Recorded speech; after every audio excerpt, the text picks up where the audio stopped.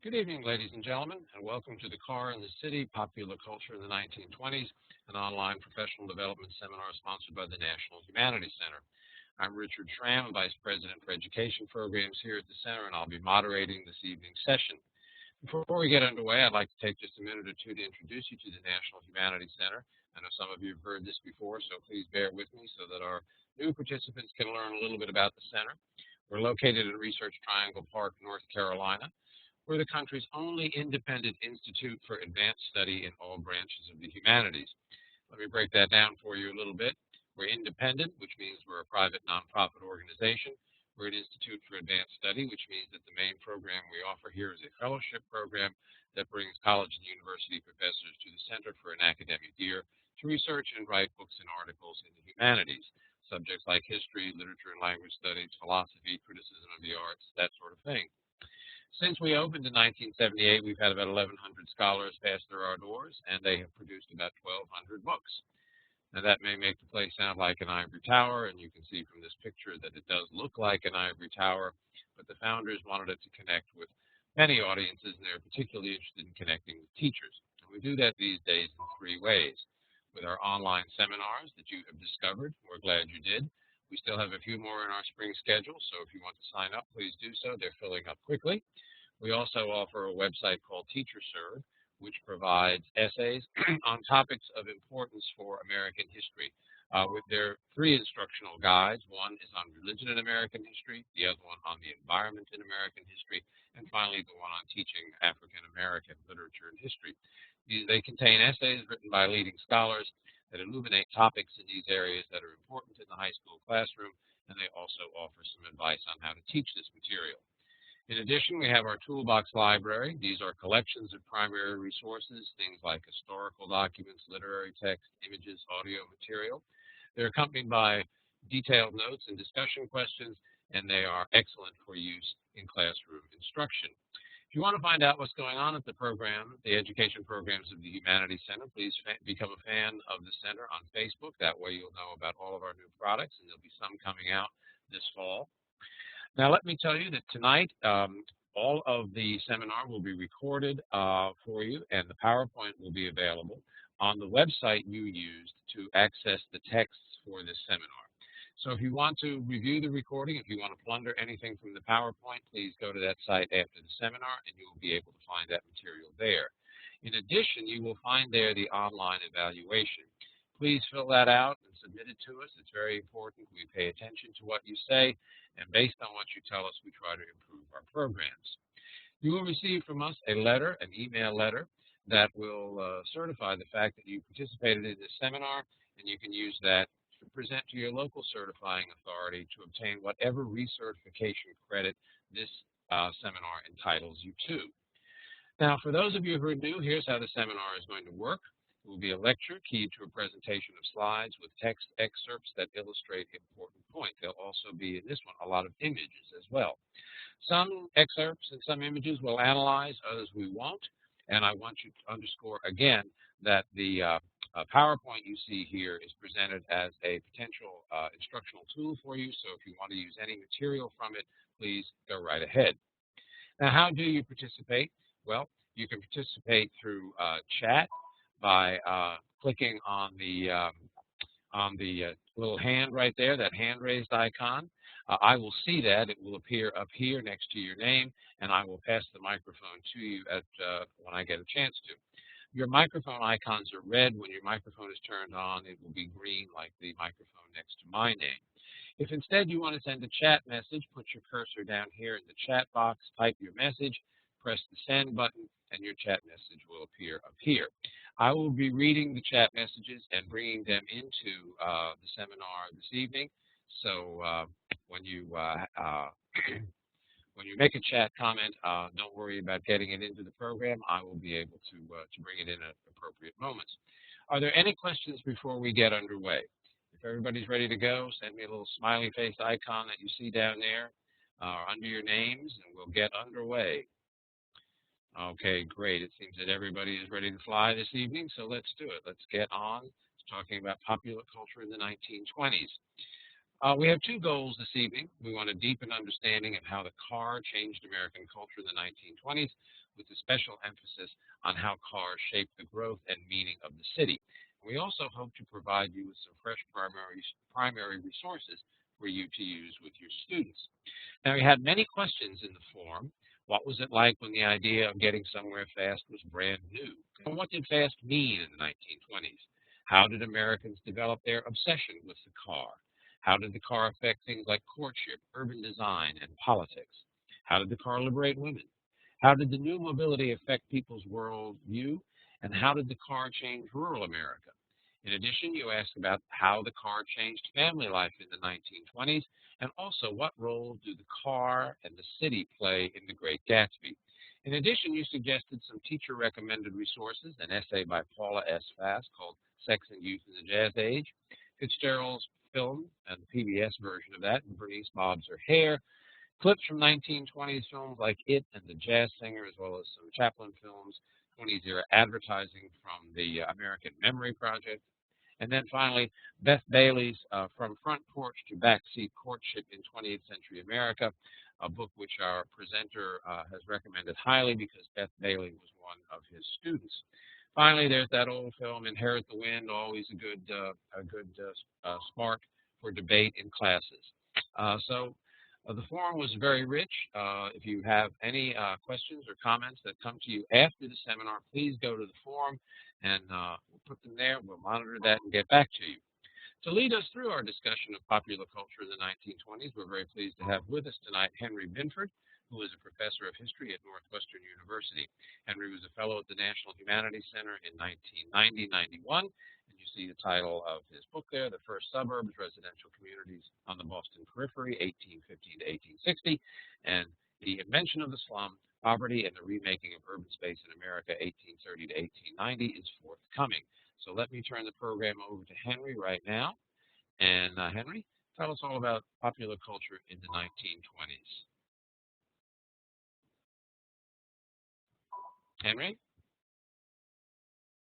Had a long relationship with, yes?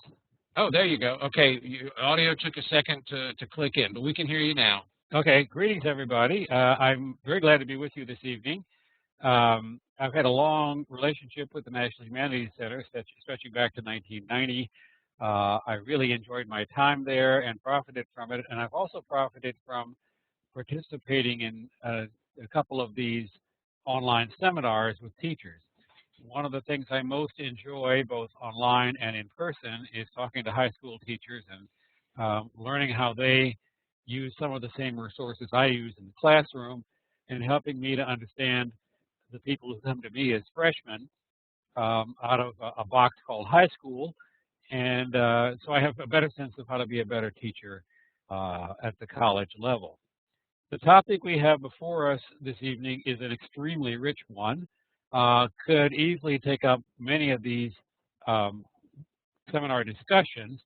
I raised a couple of framing questions for you earlier, and there are a number of other questions that I'm sure will come up in the course of our discussion.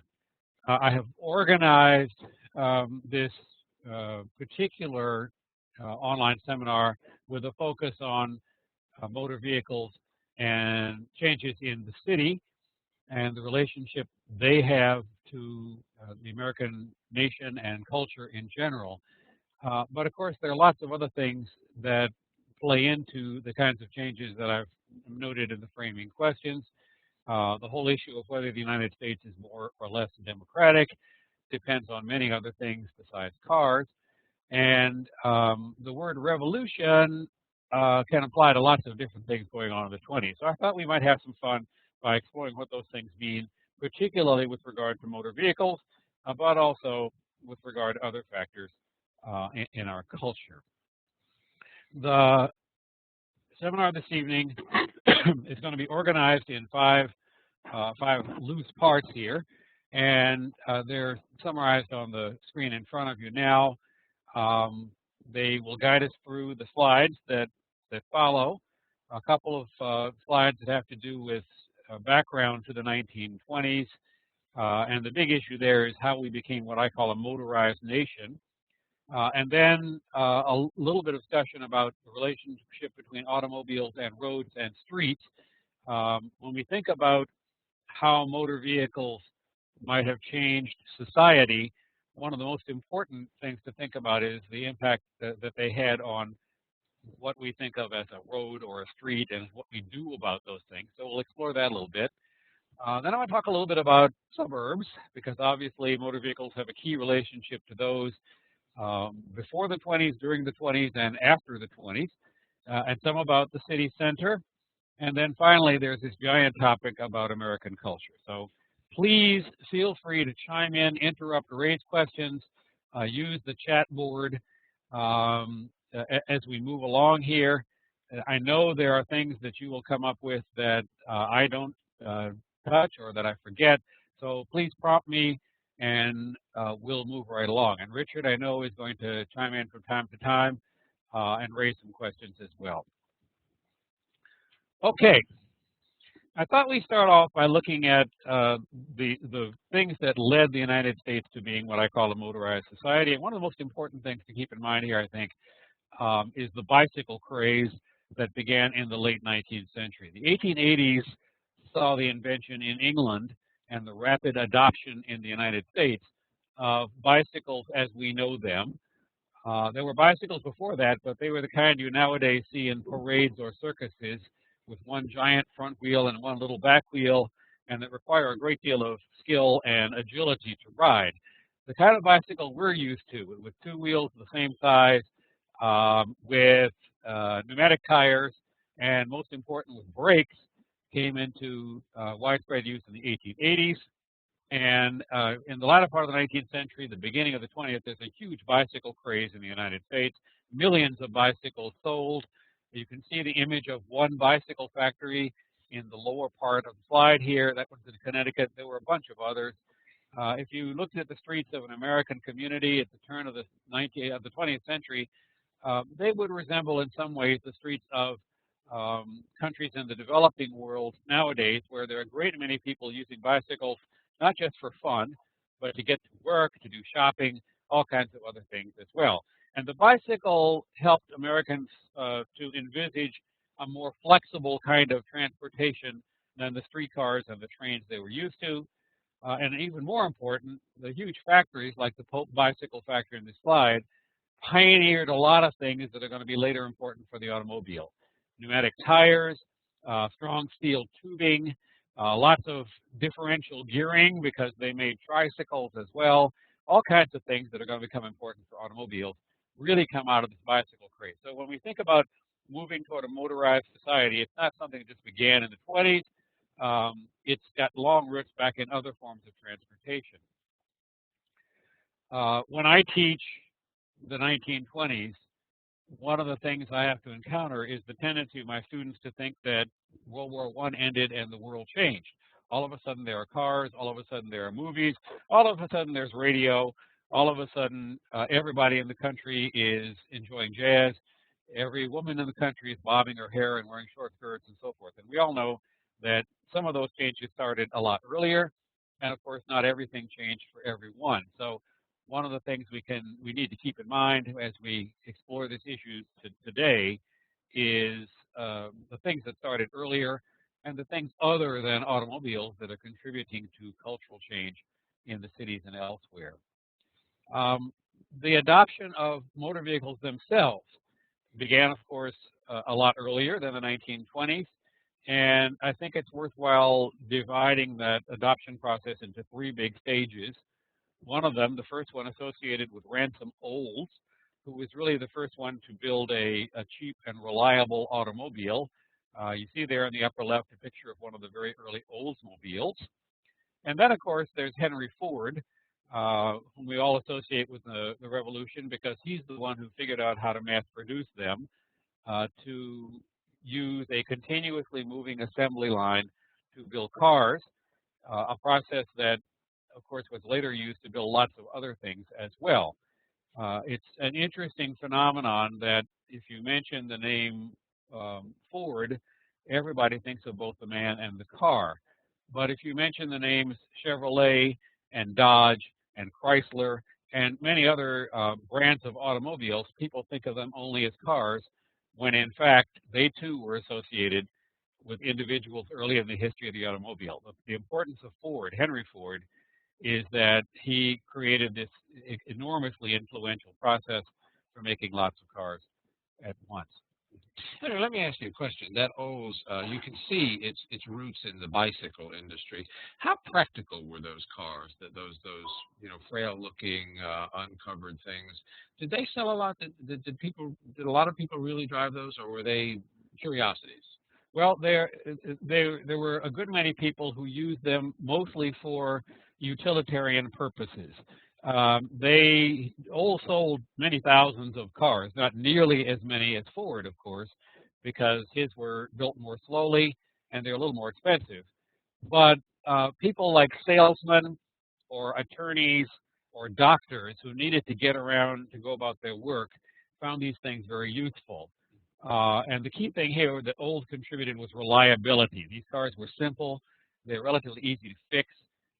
You could count on them to start most of the time when you needed them, unlike a lot of other fancier and more opulent automobiles that were being made at the same time. So the answer is yes, that a fair number of people bought them.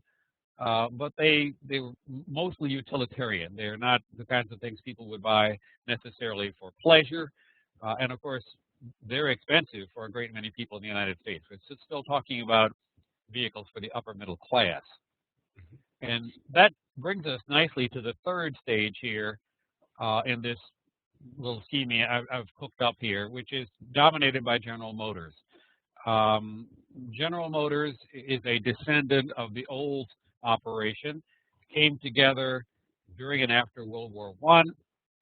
And the key thing that General Motors contributed was mass marketing. Ford could make a lot of cars, but he was a cash on the barrel head kind of guy. He made essentially one kind of car, the Model T, on his moving assembly line in Michigan. And there wasn't much variety. They're all the same color. And General Motors found niches to exploit excuse me, through advertising that would allow them to capture a good deal of market share during the 1920s.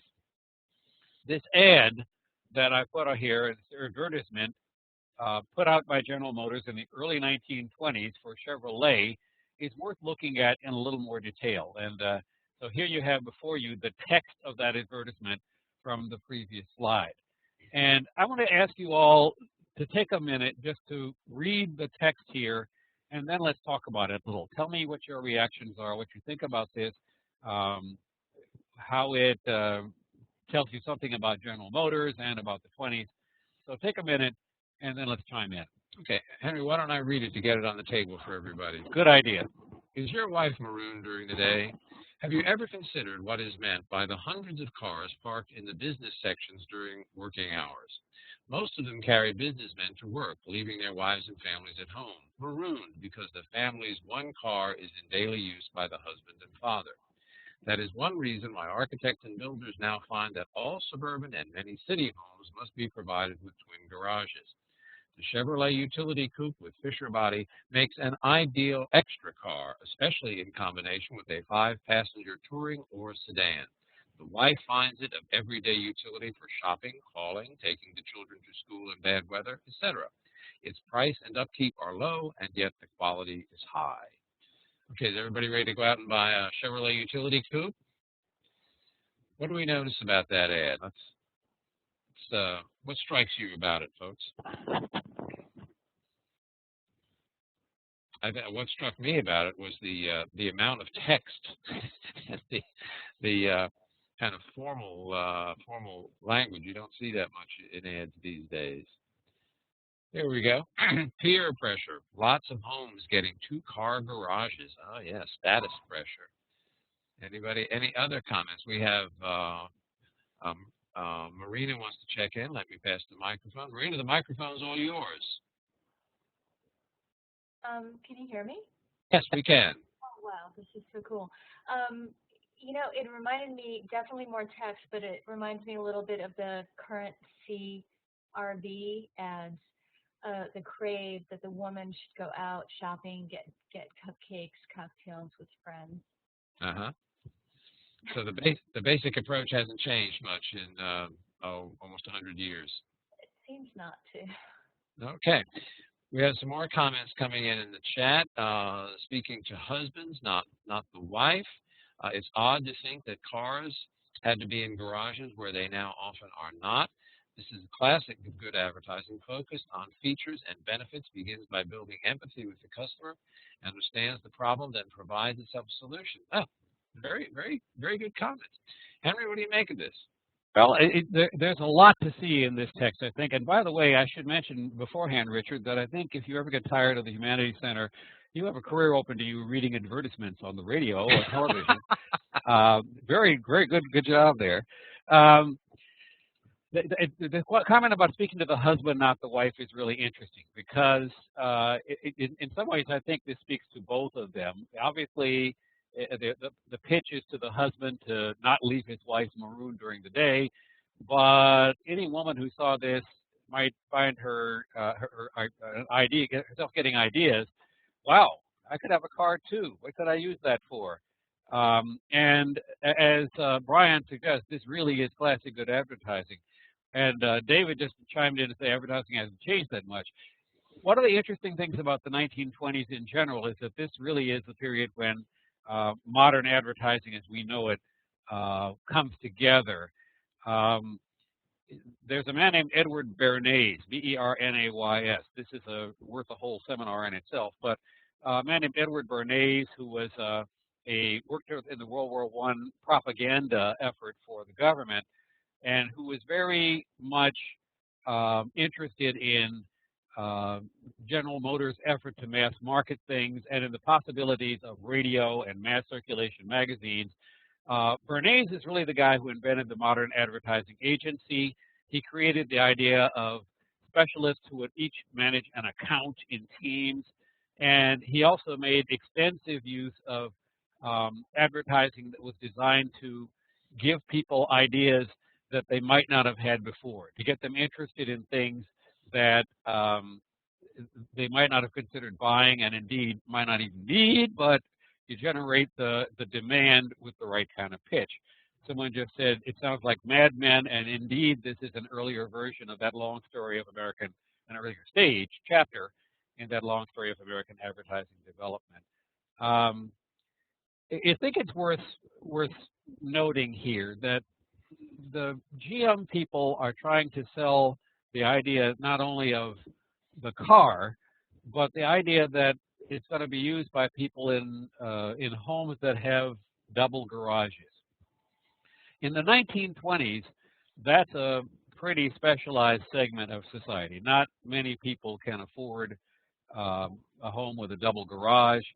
Most people in the United States in this era couldn't afford a home at all. This is still a period when the vast majority of the population is renting. It's a period in which the whole working class is going to be excluded from the idea of buying cars, let alone two cars. So what the pitch is here is toward the upper middle class, especially the suburban upper middle class that has that brand new house in the suburbs, and they can afford to have two cars. But it was very effective, and General Motors sold an awful lot of Chevrolets by this and other kinds of pitches. Ford never would have thought of anything like this. General Motors also came up with a couple of other innovations at the beginning of the 1920s. One of the readings that I gave you was a letter from a man who was concerned about installment selling in the auto industry, about financing automobiles, about the way in which people would sacrifice all kinds of other things to be able to buy a car. The whole idea of installment selling for automobiles was stoked, fostered by General Motors. In 1919, they created a whole separate branch called the General Motors Acceptance Corporation, GMAC, with which many of us have probably had dealings. GMAC's sole purpose was to convince people to buy cars on credit over time, and they were good at that. They got a lot of people lured in. Ford was very slow to follow in the path of installment selling, and meanwhile he's losing market share to General Motors on all kinds of fronts. So these are all things that contribute to that kind of motorized society. In the 1920s, it's still a kind of top-down phenomenon that's spreading, but indeed it is spreading. So more and more people are able to acquire these cars. That's thanks to Henry Ford and General Motors. And it's not just something that rich people can afford anymore.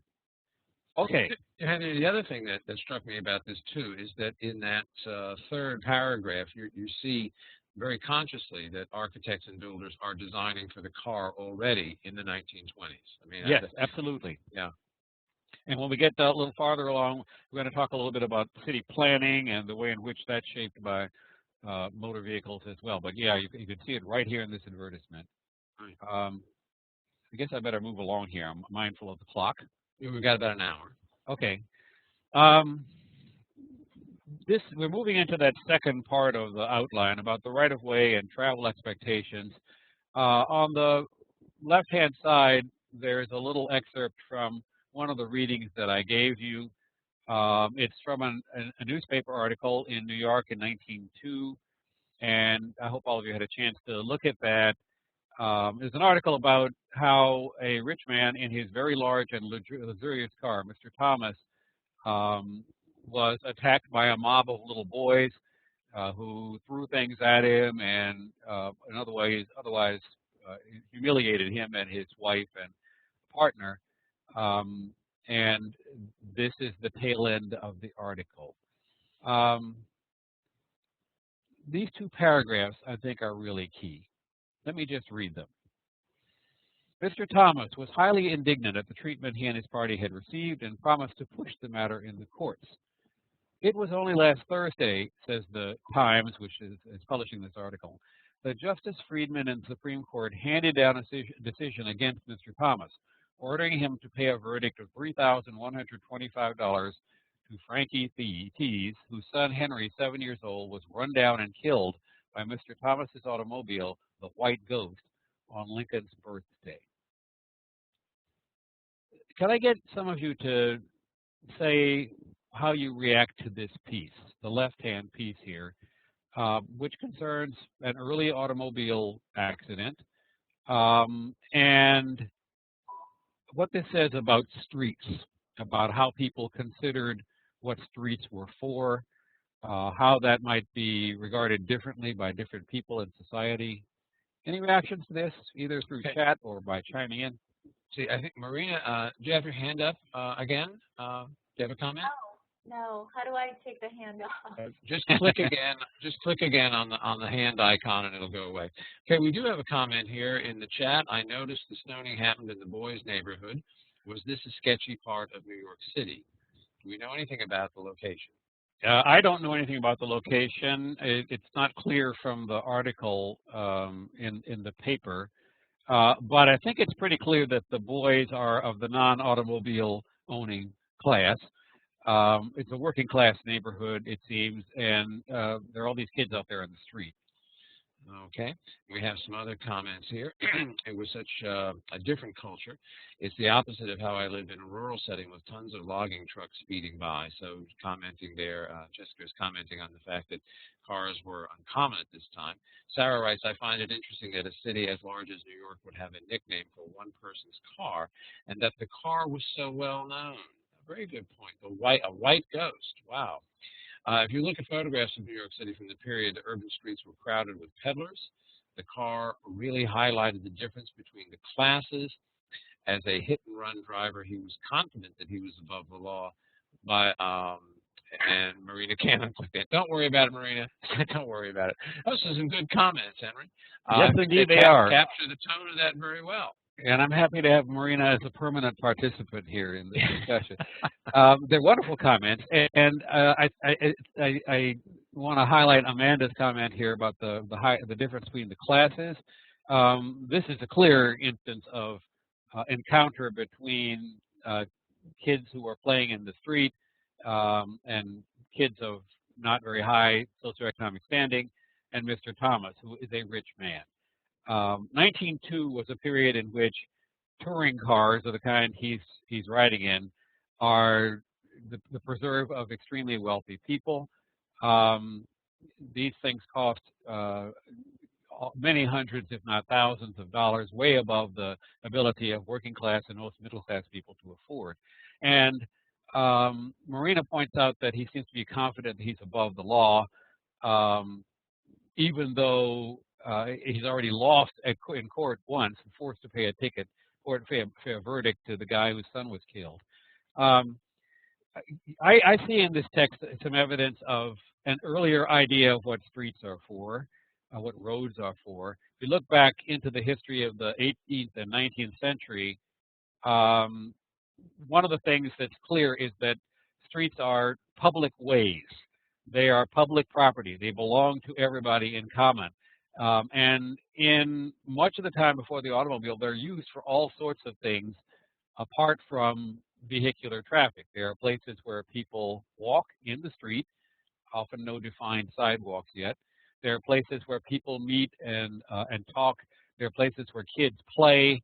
There are places where people set up carts and wagons to sell things. In the biggest cities, you've already got regulations trying to accommodate those kinds of activities, but they aren't regarded as primarily places for vehicles. And one of the things that the automobile does, that motor vehicles in general do, is to turn the street into primarily a space that's used by vehicles going back and forth, segregated from pedestrian traffic and all kinds of other activities. There's a wonderful book about this by a man named Peter Baldwin called Domesticating the Street, in case some of you are interested in.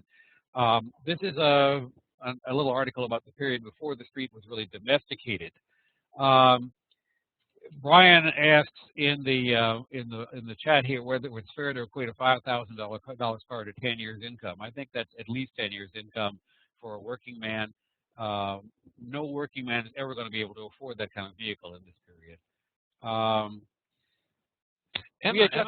Sorry, Richard, is that you? Emma poses a good. She asks here if the stoning was in revenge against Mr. Thomas and his car for the death of the child. Does the reading give us any indication about that? It doesn't say so directly, but I think that last paragraph, the one in the last paragraph in our quotation here, is very telling. Yeah. The article doesn't mention this kind of thing beforehand. But it certainly doesn't say that these kids in the street are acting out of revenge.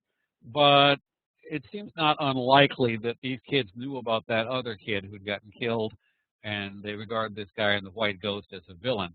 By the way, this is one of many articles in the press in the early part of the 20th century about havoc wreaked by automobiles, and usually there's a kind of class hinge to the stories. The idea is that automobiles belong to rich people, and that rich people are running amok in the streets and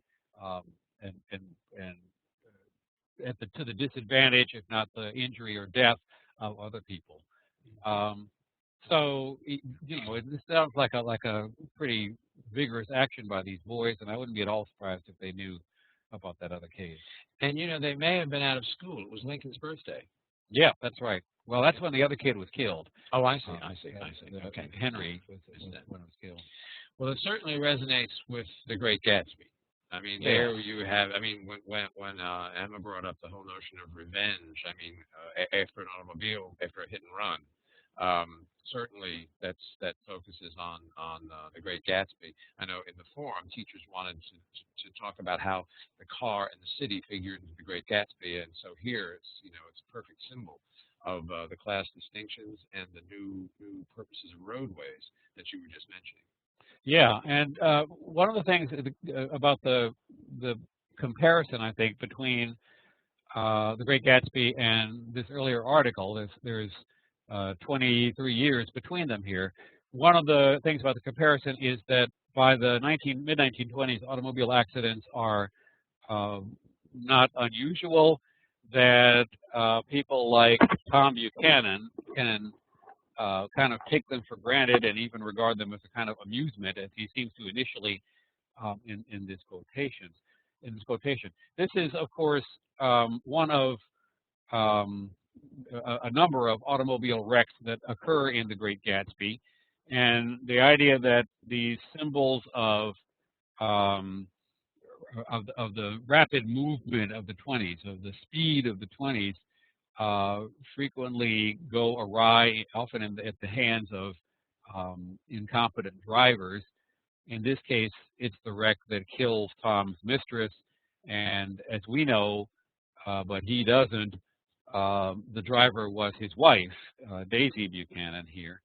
I think one of the things that's worthwhile getting your students to think about is what happens to the United States as we become a motorized nation, and as one of the consequences of that, of course, is automobile accidents. If you look at a lot of the literature of the 1920s, one of the things that teens and 20s, one of the things that frequently comes up is the difficulty people have wrestling with this new idea of the automobile accident, and especially if accidents are often fatal. Remember, this is a period in which the whole idea that somebody could get in a car and drive off perfectly healthy and be dead a few minutes later is unheard of. It's really shocking to people. We nowadays, unfortunately, take fatal automobile accidents a lot more for granted, but in this period, it's a fairly new thing. I know a lot of you teach The Great Gatsby in your classes. Anybody have any comments or thoughts about this particular quotation about the wreck? And while you're thinking about that too, let me ask: do many of you focus on the car as a symbol in Gatsby?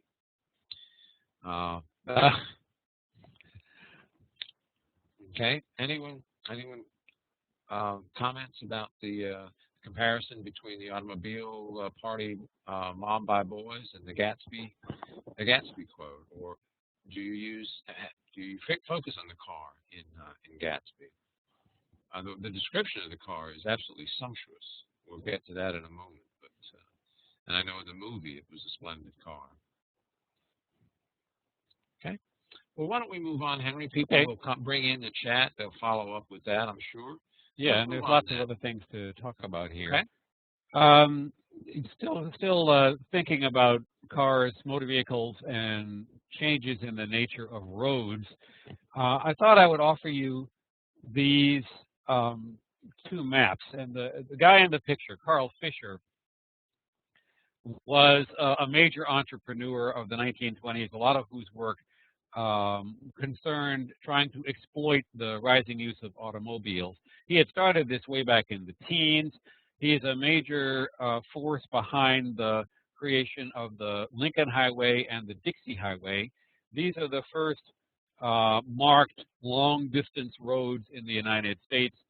The Lincoln Highway ran coast to coast, and it was distinguished by markers along the way, all of which used uniform colors and signage to tell people they're still on the right road. In a lot of these stretches, its highway is really an exaggeration. These are dirt roads. They're, in many places, often muddy, difficult to get past, but they were nonetheless a way to get coast to coast in your car. And that's as early as 1912. The Dixie Highway was an effort to connect the Midwest with Florida, where Carl Fisher owned a lot of property. He's one of the people who is most responsible for developing Miami as a resort in the 19-teens and 20s. These two highways are the roots of a lot of thinking about long-distance travel. The Lincoln Highway attracted the attention of the United States Army, which of course is always concerned with logistics and moving things around. And the Army sponsored a convoy of military vehicles to drive cross-country to try out this and other roads. Interestingly enough, in that convoy, that Army convoy in the 19-teens, was a young officer named Dwight Eisenhower.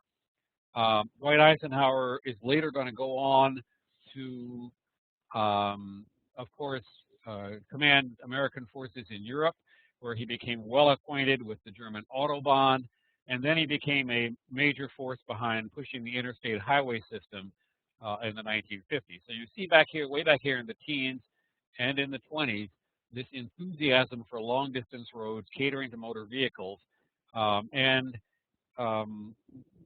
the willingness of highly placed figures to kind of promote this activity, not only entrepreneurs, but government officials. So I gave you this little quotation here from the Democratic Party platform of 1916, shortly after the Lincoln Highway and the Dixie Highway had been announced, if not really completed. Woodrow Wilson, big fan of motor cars here, is in a way saying that motor roads are in the national interest, as we would say nowadays. We therefore favor national aid in the construction of post roads and roads for military purposes. In 1916, the Congress passed the first federal legislation that authorized national aid to state governments in highway construction. This is the beginning of a long story stretching to the 20th century. In 1921, they put money behind that and established the mechanism of matching grants, which is going to be a major force in building long-distance roads all through the 20th century. So all this stuff starts back here in the teens, at a period where there really aren't that many cars, but where people who drive them and people who sell them and people who make them have become a very powerful lobby. Excuse me. I see in the chat here people asking about what happened to these highways. And you're absolutely right in thinking that parts of them got absorbed later in the national highway system. A lot of Lincoln Highway is now either US 30 or US 40, and the Dixie Highway is the route of the Dixie Highway is in pieces, parts of many other roads as well. So yeah, this is the sort of skeleton of a road system that's going to come down the road. Any questions about this so far before we move on to talking about suburbs? Any questions? Okay. When did they decide to number the highways according to a grid? Numbers increased from north to south. When was that established, Aaron? Do you know?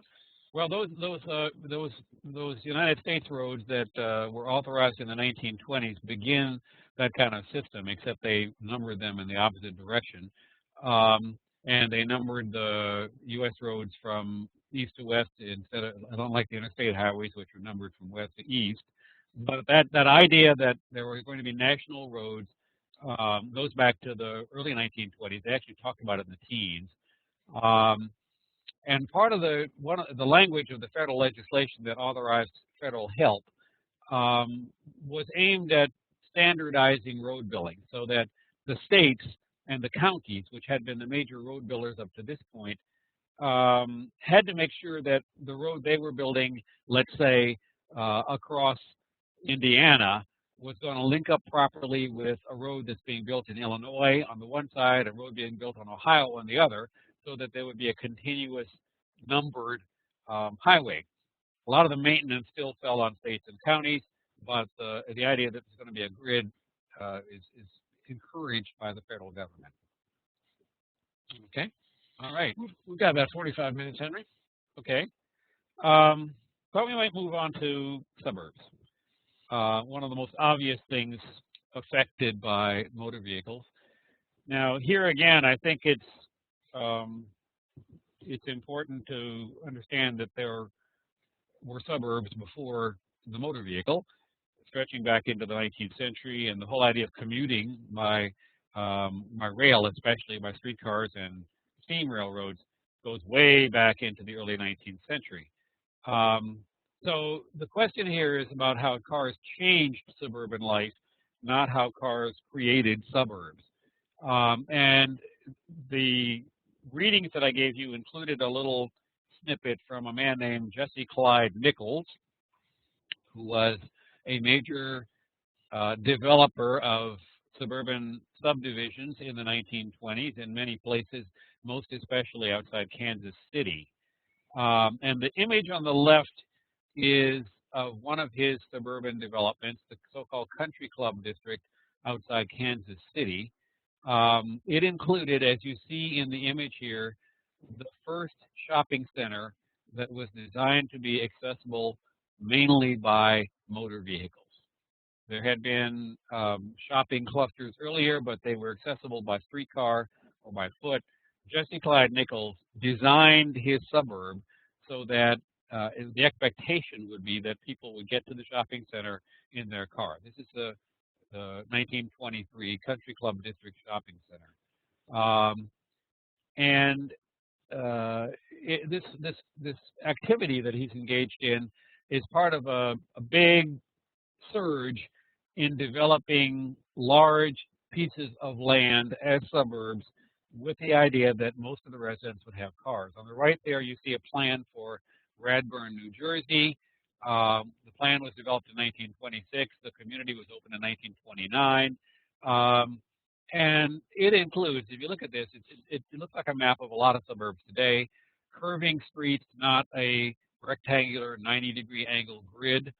And the idea there is to have to make the roadway something that is useful to cars, but that slows them down. You don't want people putting pedal to the metal as they run through residential neighborhoods, so you put curves in the streets to slow them down. The 20s also saw the introduction of the cul-de-sac in suburban areas. So you see planners beginning to think about how to wrap the fabric of the suburb and the design of the suburb around the motor vehicle, and also how to make suburbs attractive to people. Henry, that quote under the Nichols photo intrigues me. Community features can be the means of giving character and distinction to suburban property. What did he mean by community features? Is he trying to recreate an urban setting in some way? Well, a really good question. I think he's actually trying to create something that's appealing to middle class, what should I say, refugees from the city.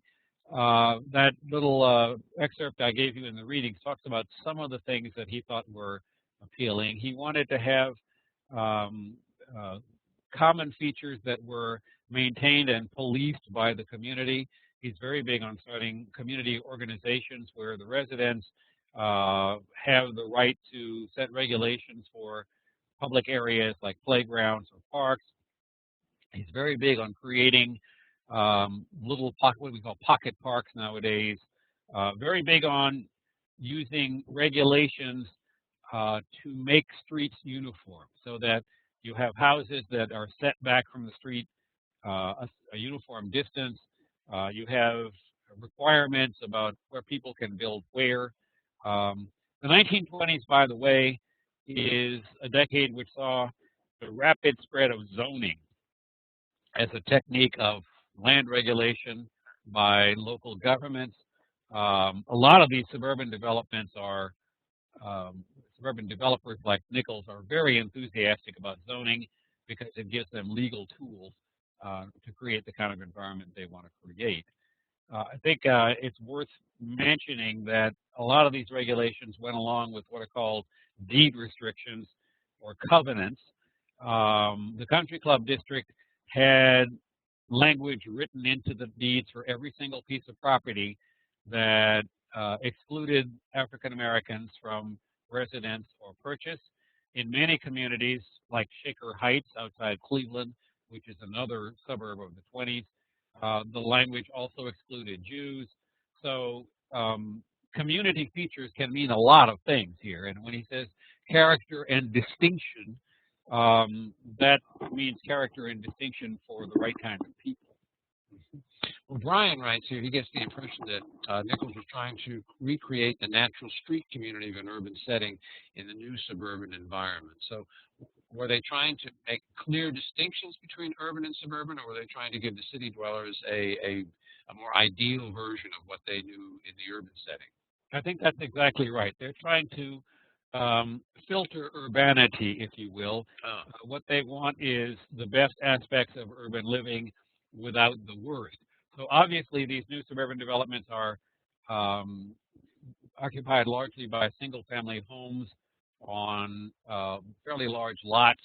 So everybody has a lawn and a backyard, and of course that garage. Remember the earlier the GM advertisement about twin-car garages. And so that they have easy access to shopping, so that they have recreational facilities of the kind that they either had in the city or didn't have in the city.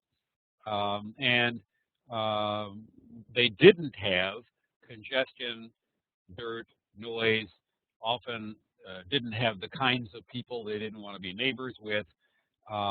Renee talks about how some of these things are aimed to foster exclusion. And that's exactly right. I think the realtors and developers like Nichols were very fond of using the word exclusive. And that was both a positive attribute in attracting purchasers for their suburbs, and also it's kind of coded language for saying you're not going to find the wrong kind of people here. And Marina is asking about the difference, I guess, between exclusion and uniformity. If you're excluding people, then you are including a certain kind of person. So That's right. And you're creating a fairly homogeneous group, I would think. Yeah, and there's a kind of a fuzzy difference between the two kinds of things. It's very clear that the deed restrictions are primarily intended to keep certain kinds of people out. The consequence is often that you get more homogeneity amongst residents, but I don't want to push that too far, because if you look at actual 20 suburbs, they come in many different varieties, and there are suburbs for different sort of economic classes of people. Some of them have extremely large lots and are clearly aimed at wealthy people and nobody else.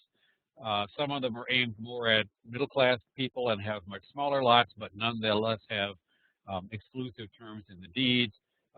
So this is a period in which the jokes about suburban homogeneity begin, but it's also a period in which I think that the idea that the suburbs are uniform is overdone. And how widespread were the suburbs? I mean, you still have lots and lots of urban dwellers, because I remember the great suburban migration of the 1950s. Yeah. Which pushed the suburbs, way out to the countryside. So, how widespread was the suburban movement? Was it mainly in the urban Northeast and the Midwest? No, it's all over the place, north, south, east, and west. But I think it's important to remember that throughout the 1920s, it's still the case that the majority of the population can't afford to buy homes. And many people cannot afford to ride long distances on cars or trains, and certainly can't afford to buy cars. So the difference between this suburban boom in the 20s and the huge suburban boom of the 1950s is partly quantitative. Many more people in the 1950s, and partly has to do with policy. Brian talks about 30-year mortgages. They weren't there in the 1920s. One of the huge differences that comes along is the intervention by the federal government in the New Deal era to prop up the mortgage market. And it's really that intervention by the feds to allow banks to insure mortgage loans and to allow banks to extend credit on more generous terms that creates that 30-year mortgage. In the 1920s, mortgage loans not uncommonly required at least a 50% down payment. They were often for amounts that did not match the whole purchase price of the house. So you could pay off a whole mortgage loan and still not own the house, because you have to take out another mortgage for the balance. So there really is a revolution in the mortgage market after the 1930s, and that's really part of the huge difference between these suburbs and the ones thereafter. And we also, Meredith points out another switch in government policy. You have the GI Bill in the 1950s. And Renee notes the what's going on here, the distinction between the haves and the have-nots. There's obviously a class issue involved in the suburbs versus the city. Absolutely. And that segues us very nicely to the next things we have here to consider. I gave you a couple of excerpts out of Sinclair Lewis's novel Babbitt from 1922, and here's another quotation from F. Scott Fitzgerald. I think it's worthwhile spending a few minutes um, thinking about these things. Um, so, um, Richard, you want to read for us again? Sure. The first, Babbitt. Babbitt sniffed the earth. He was, to the eye, the perfect office-going executive, a well-fed man in a correct soft brown hat and frameless spectacles, smoking a large cigar, driving a good motor along a semi-suburban parkway.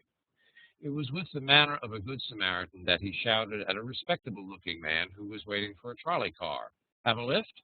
Whenever I see a fellow waiting for a trolley, I always made it a practice to give him a lift. Unless, of course, he looked like a bum. Shall we go on to The Great Gatsby? Sure. Because it's the comparison here, I think, that's Okay. Gatsby saw me looking with admiration at his car. It's pretty, isn't it, old sport? He jumped off to give me a better view. Haven't you ever seen it before? I'd seen it. Everybody had seen it. It was a rich cream color, bright with nickels, swollen here and there in its monstrous length, with triumphant hat boxes and supper boxes and tool boxes, and terraced with a labyrinth of windshields that mirrored a dozen suns. Sitting down behind many layers of glass in a sort of green leather conservatory, we started to town. All right, let's talk about class here and what we see as evidence about class divisions and class relationships in these two texts. What do you think? Hey, what do we see here? Babbitt is a perfect office-going executive, undoubtedly one of those guys who parks his car in the businessman section of the parking lot, leaving his wife and kids at home to stay at home or walk. Right. Or maybe wait for the trolley car. Right. Meanwhile, Mrs. Babbitt may get a sight of that ad for the GM Chevrolet and start nagging him for a second car. Yeah. Well, it really bespeaks the self-satisfaction of both Babbitt and Gatsby. Yeah. And the sense of really kind of being ensconced in a space. I mean, Babbitt is in a car, and he's not out there with the hoi polloi, and so too are Nick Carraway and Gatsby. Still good advice. Leave them at the trolley stop. Perhaps so. But certainly cars seem here in these two quotes to create their own worlds. Brian writes, the description of Babbitt's car in the reading dealt more with the efficiency and crispness of operation. It didn't dwell on the luxury like Gatsby's. Good point. Yeah, I think the comparison between Babbitt and Gatsby is worthwhile thinking about here. Mm-hmm. Yeah, Sarah says that Babbitt thinks he's as well off as Gatsby, but Gatsby is the real deal in terms of money.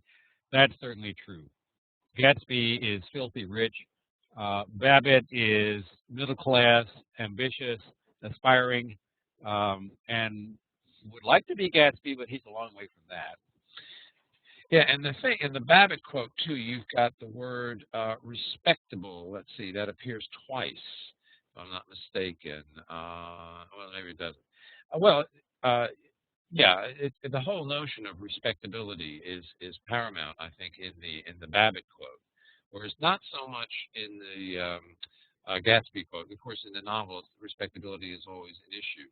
Yeah. Utility versus conspicuous consumption. Some of this comes from Gatsby's explicit desire to social status to impress Daisy, whereas Babbitt seems more secure in his status. Well, that's true. That's one of the driving forces of the novel, of course, Gatsby's social insecurity. Yeah, and I think one of what Richard, you said a minute ago, Richard, is important here, that both of these guys, Babbitt and Gatsby, have a lot of ego involved in their cars. The car is both a symbol of their success, but also a kind of expression of their personality. And Babbitt is very proud to be able to drive what he calls a good motor. Now, elsewhere in the novel, he contrasts his car with Ford Model T. So it's clear he's driving something a skosh above the bottom level, the entry level of automobiles, and that's a big deal for him. And Gatsby has this monstrously long car. I love that description. You can just see the thing sitting there before you that is designed to attract attention and to be better than everybody else's car. Um, yeah, somebody just points out here, rich, triumphant, swollen. All those things are attributes of the Gatsby Mobile.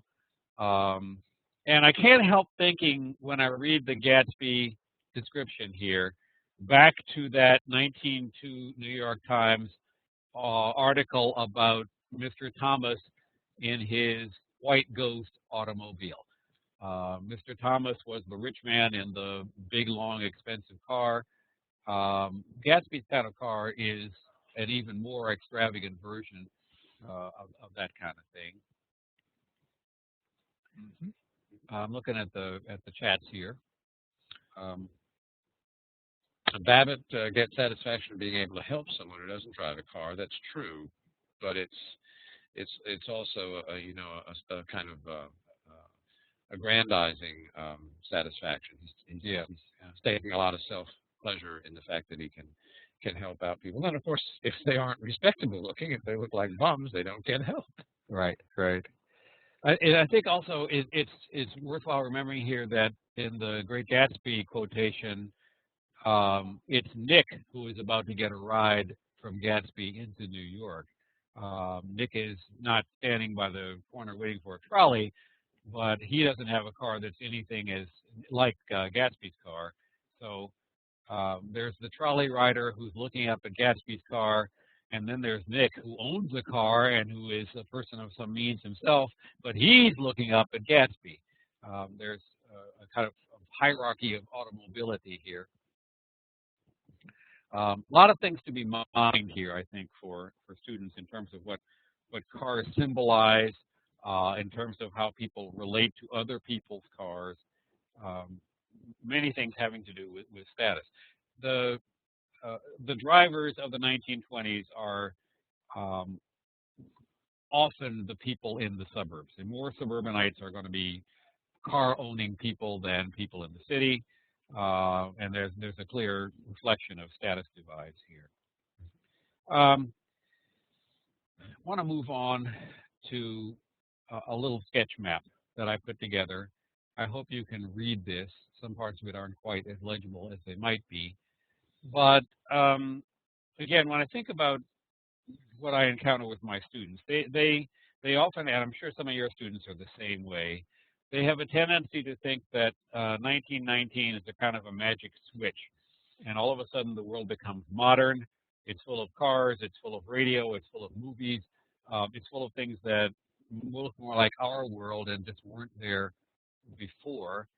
And what I want to emphasize with this map is that the things we characteristically associate with the 20s, that is, big cities, urbanization, urban and suburban growth, car owning, are things that are not there for everybody. Things don't change for everyone or for every place. What this map shows is the percentage of state populations that's urban in 1920, at the beginning of the decade. And I've included here only those states where more than 60% or less than 40% of the population was urban. As many of you know, the 1920 census was the first one to show that the nation as a whole, the United States, was half urban, that 51% of the population now lived in what the Census Bureau called urban areas. That was a big deal for people in 1920 because of our long history as an agrarian nation. But the big deal is geographically differentiated here, as you can see from this map. So you have places like Massachusetts, which is 90% urban, Rhode Island, 92% urban, New York, 83% urban, and then you have places like Arkansas, which is 17% urban, Alabama, 13% urban. That means that 87% of the population, according to the statistics, the measures used by the census, 87% of the population lives in places smaller than 2,500 people. That's a very low threshold of urbanity. 2,500 people is kind of a one-stop light town in a rural area nowadays. That's the borderline, according to the census, in this period between urban and rural. And in the Northeast and parts of the Midwest, large numbers of people are over that borderline. But in the South and many parts of the West, there's still a lot of people who aren't living in anything resembling an urban area. So this whole idea that we're an urban nation um, masks, I think, a lot of tension in the country, a lot of gradation between a new kind of urbanity that is indeed striking and affecting a lot of people, and a huge number of people who still live in agrarian America, who still are on farms or plantations or in very small towns. It seems to me, one of my specialties, as probably some of you know, is urban history, and it seems to me that this point in American history is a place where um, the, the gap between what it meant to live in a really big city and what it meant to live in the country is in some ways at its widest. This is a period when big cities have electricity, they have a lot of motor cars, they have movie theaters, they have all kinds of things that we associate with the 20s. But it's still a place in which there are huge numbers of people out there who don't have electricity, who often don't have running water, who have never been to a movie theater. There's a huge sort of spread here. Somebody, Meredith points out the Scopes trial as a kind of symbolic representation of that, especially as it was characterized by H.L. Mencken, who clearly thought a lot of the population of Tennessee was Hicks. He was a man of Baltimore. But I think as we talk with our students, it's very important to get them to understand that not everything changed for everyone, and that a lot of the 20s experience did not include a lot of these things we've been talking about as big city things. Henry, do you know where we can get a map showing the current percentage of current rural urban differential in 2020? Well, this one I put together by calculation from Census Bureau figures. Somebody else has probably done that for the 2000 census, if not the 2010. But the problem is that the Census Bureau nowadays has different ways of measuring what's urban and what's rural. They don't use the 2,500 figure anymore. They nowadays have, and this is complicated by the fact that so many people live in the suburbs. So now they tend to think about larger areas that transcend city boundaries. Small digression here, but I think it's worth it. It's really difficult to tell who's urban nowadays, who's urbanized. I saw an article in the New York Times a couple of years ago in which their reporter was interviewing a farmer in, I think, Montana. This guy had a huge farm, thousands of acres. The interview was taking place in his tractor as they plowed his field. It's one of these enormous tractors of the John Deere variety. And the reporter noted that when they were in the tractor, there's not a single other human being or building in sight in all directions. They're out there in the middle of nowhere in what most of us would think of as a rural environment. But the tractor has an air-conditioned, climate-controlled cab. It had a full-fledged stereo system. It had a satellite uplink and a laptop computer in the cab so that the farmer out there plowing his field was directly wired to the Board of Trade and could monitor the prices of commodities in Chicago while he's in his field. Is he urban? Is he rural? It's not hard. It's not easy to say anymore who's a city dweller and who isn't. I think one could use census data to make a map like this for the contemporary era, but I'm not sure whether it would afford a really accurate contrast. It is the case that if you use the 2,500 figure for the whole nation nowadays, then well over 80% of the population lives in urban areas, and that's a sort of underestimate because it excludes a lot of suburbs. Okay, good. We have about half an hour. Okay. I'm now intrigued myself about the idea of trying to make a map like this for the current era. So you all have just given me a homework assignment, and I will tackle it later on. Okay, well, if it's done by April 15th, we'll post it on the forum. So get to work, Henry. You'll be the first one to see it. Okay, moving from the suburbs to downtown, one of the other things that we think of as characteristic of the 20s is skyscrapers. The skyline gets much bigger. I didn't give you the very beginning of the novel Babbitt, but it's interesting that the very first thing that Sinclair Lewis talks about in that book is not Babbitt, but his city, Zenith. And the first sentence is, "The towers of Zenith aspired above the morning mist." And the whole book is about aspiration, but the first thing that's aspiring is those buildings, not Babbitt himself. This is a period in which the word skyscraper took on a new meaning. That word goes back to the 1880s when the first kind of elevator, steel frame, plate glass window, tall buildings were built. But in the 1920s, there's a whole quantum leap in skyscraper building. I offer you this image of the Terminal Tower Complex in Cleveland, which was built at the end of the 1920s. Partly because Cleveland's my hometown, but partly because I think it illustrates some interesting attributes of the 20s. This is what we would nowadays call a multi-use structure. This is all one big integrated structure. There is the skyscraper office tower, which for a while after it was built was the tallest building outside of New York. And it's joined at the bottom to a large block on the left, which is Higbee's department store, and a large block on the right, which is a big hotel. And underneath this whole thing, there's an enormous railway station and parking garage. So the idea is here you have a structure that's dependent upon and designed to serve a population of large numbers of people who are coming into the city by train or by car, and who are going to work in tall buildings, who are going to shop in big department stores, and they're often dealing with a clientele that stays in big hotels.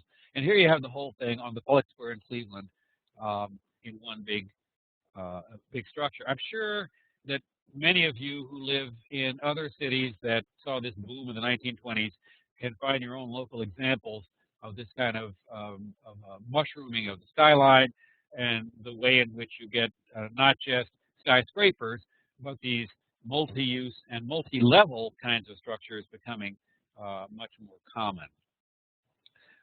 There's a big influence in the 1920s on the streets, and to get back to that motif, that theme of streets again.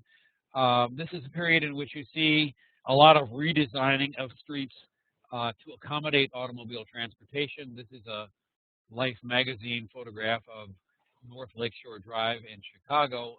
I love this picture because it juxtaposes several different eras of American urban development.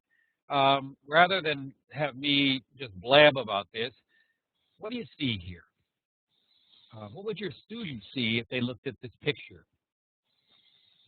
If you use this in class, what would you hope your students would see? Does this look much like this today, Henry? There's been some changes. Okay. Well, David is pointing out affluence, certainly in the left foreground there. Gilded Age homes in the foreground, right? Okay. Anything else? What would you hope your students would know? Those Gilded Age homes seem to be in the way of that march of apartment buildings towering down upon them. Yep. Several tall buildings in the waterfront buildings show a mix of time periods, new and old. Yeah, very much a transitional period here. This is a good snapshot of transition. Cars don't seem to be restricted to specific lanes. There are places where there are 5 in a row. They drive like this in Chicago now, too. That's what people say, at least. Yeah, yeah. Yeah, you all are getting a lot of good things here. Those mansions in the on the left-hand corner date back to the 1880s. This is the stretch of Lakeshore Drive where Potter Palmer, who owned the Palmer House Hotel, lived, and a lot of his extremely wealthy neighbors built those lakefront mansions. Lakeshore Drive along here was originally created as a kind of private promenade. It wasn't designed to go anywhere back at the end of the 19th century. But by 1930, what you've got is Lakeshore Drive converted into a divided highway, one of the very first divided highways with that median strip down the center in the United States. And it's also been extended north and south to connect to other kinds of roadways. Doesn't cover the whole lakefront yet, but it's headed in that direction. And then, as several people pointed out, you've also got these very high-rise buildings, which are much more recent vintage in 1930, late teens, and 1920s especially. A lot of these are apartment buildings, luxury apartment buildings. They are much more like what Lakeshore Drive is going to be like later. Nowadays, the mansions are gone. This whole stretch is lined with very tall condo towers, and Lakeshore Drive itself is much bigger, wider, and of course it has lanes, and it's become a modern high-speed motorway. Very big changes down the road. But here, this is a very different scene from what we would have seen in 1915 or 1920, and it's of course reflecting a lot of those changes we're talking about. Mm-hmm. Renee notes the photo depicts business and pleasure, and especially exclusivity. Another theme we had talked about earlier. Yep. This neighborhood, by the way, was then and is now called the Gold Coast in Chicago. It's one of the wealthiest regions in the urban United States. Still a whole lot of money in this area, even if those big Gilded Age mansions aren't there anymore. Okay. All right. About 15 minutes. Okay. Last part of our adventure today has to do with cities and culture, a huge topic which really is what we've been talking about all along in various dimensions. And again, one of the things I wanted to emphasize is what's available in the city that's not available in small towns or in the country. And the other thing to keep in mind here, I think, is of course, that it's not just automobiles, motor vehicles that are changing the city. There are lots of other factors that are at work as well.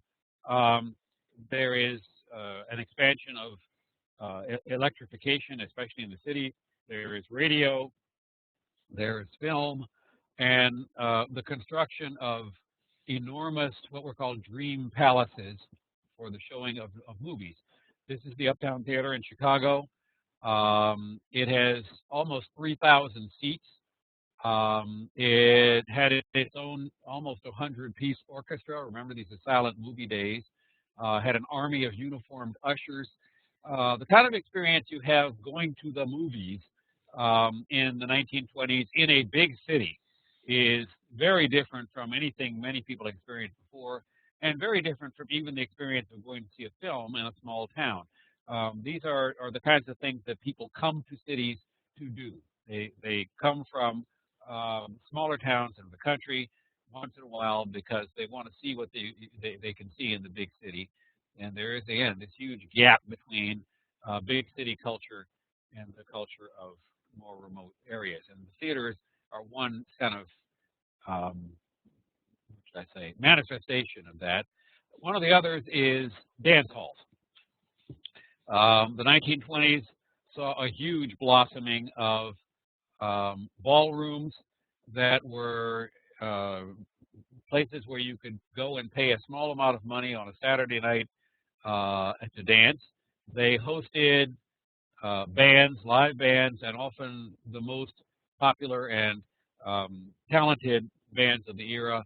All the big band players of the 20s, 30s, 40s played in places like this. The Aragon Ballroom depicted here is one of a whole family of places like this in big cities.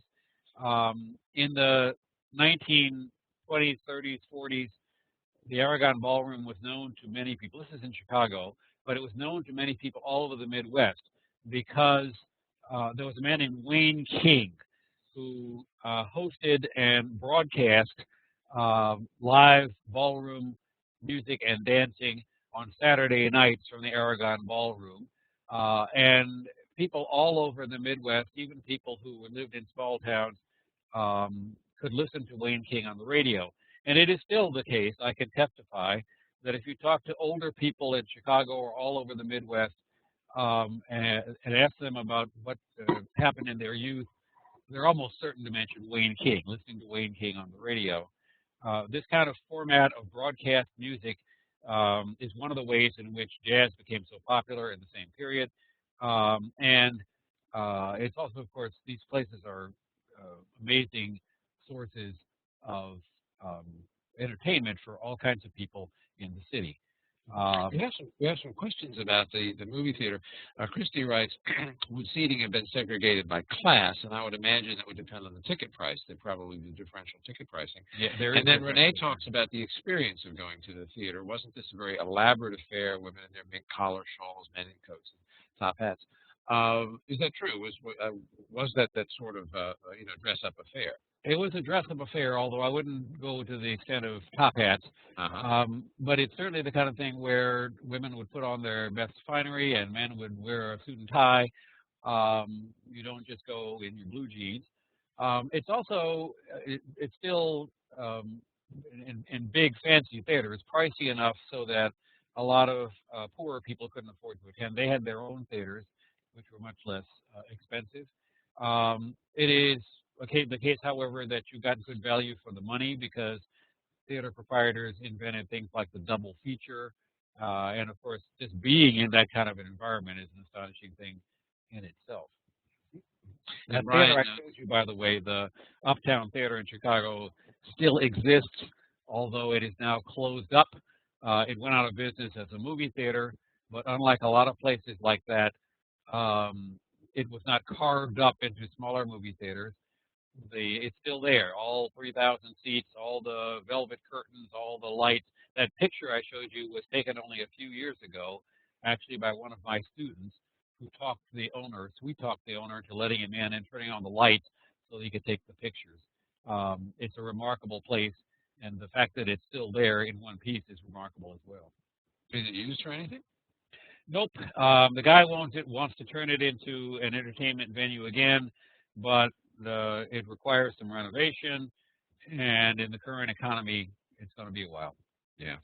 And Brian notes that while the car may have given rise to these large dream palaces and ballrooms, it also spelled their doom later on because one in his town closed down, put out of business by the car. Yeah. Okay, shall we move on then? Sure, let's move on. How are we doing on time here? We have about 8 minutes. Okay. One of the things that the 20s brought, in addition to the skyscraper boom, is, of course, the proliferation of glossy, photograph-heavy magazines. And one of the things that resulted is the ability of people to vicariously get entirely new perspectives on the city and ideas about what cities were about. And I chose these two pictures because they're among my favorites from this era. These are pictures taken at the very end of the 1920s when they're building the Empire State Building. That building was begun in 1929 and finished in 1931. Luckily, there were some very talented photographers who got access during construction and were able to take a whole series, dozens of photographs. These are only two, and there are lots more, and there are online archives that contain a lot of these pictures. I put these pictures up on the screen with my students, and they gasp because they're scary, especially the one, at least to me, they're scary. The one on the right, there's this whole row of guys, workers, having their lunch, sitting out there seemingly in midair on this slender little beam. This is the kind of thing that characterized the 1920s, and one of the things that sets it apart from periods before. Look at how high above the other buildings these workers are. In an earlier period, the only way you could get this kind of perspective on big cities was from a balloon or an airplane, which very few people had access to. Now you've got, through the medium of photography and the magic of glossy printing and the talent of photographers, perspectives on the city and kinds of ideas about what urbanism is all about that are radically different from anything they've seen before. Let me just show you one more set of images, and then I'm going to ask you to talk about if you have comments on these or anything else we've done. We're nearing the end of our session here. This whole idea of reimagining the city, stimulated in part by the skyscraper boom and all those other new forms of construction, extended into trying to predict what the cities of the future might be like. Many of you know that the Empire State Building was originally built with a mooring mast on its top. The idea being that airships, then a relatively new and very high-class mode of transportation, might dock at the top of the skyscraper. And the picture on the left shows a Zeppelin approaching that mooring mast to attempt a docking at the Empire State. As it turned out, this didn't work so well because the wind currents are so high at that altitude, and the whole experience was just too scary for a lot of people. But the idea that you would have a city in which various modes of transportation would commingle, trains, automobiles, trucks, aircraft, was sort of fired the imagination of people in theater. On the right-hand side, you see one of many drawings and paintings by the artist Hugh Ferris, who liked to envision cities of the future.